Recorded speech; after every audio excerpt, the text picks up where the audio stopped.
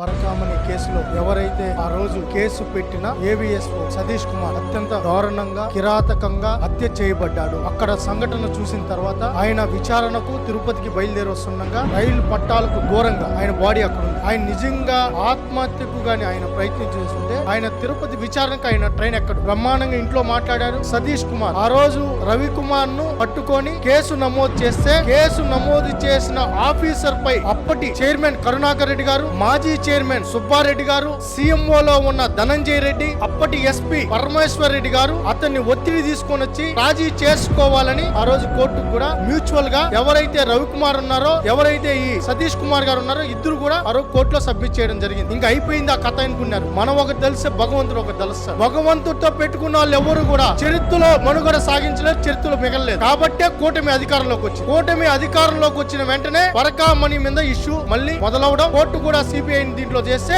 మేము CBI రావడానికి స్వాగతిస్తున్నామని చెప్పిన మీరు ఎప్పుడైతే విచారణ సమర్థవంతంగా పద్ధతి ప్రకారం జరుగుతోందో, మూలాలు ఏదైతే ఎక్కడ జరిగింది, ఎవరి ద్వారా జరిగింది, కింది స్థాయి ఉద్యోగం నుంచి పై స్థాయి ఉద్యోగం వరకు విచారణ జరుగుతుందో ఆ జరుగుతున్న తరుణంలో ఈ రోజు వాళ్ళ యొక్క అవినీతి, వాళ్ళు దోచుకున్న దాన్ని భాగవతం అంతా బయటకు వచ్చేస్తుందని తెలిసి సతీష్ కుమార్ హత్య చేయబడ్డారు. ఇది వీళ్ళ కొత్త కాదు, వైసీపీ నేతలకు ఇది కొత్త కాదు. ఈ రోజు అనుకోవచ్చు. మళ్ళీ ఈ రోజు ప్రెస్ మీట్ పెట్టారు. ఏమని పెట్టారు? అధికారులు ఒత్తిడితో సతీష్ కుమార్ ఆత్మహత్య చేసుకున్నారు. ఆత్మహత్య చేసుకున్నారు ఎవరు చెప్పారా? నువ్వు ఎవరు?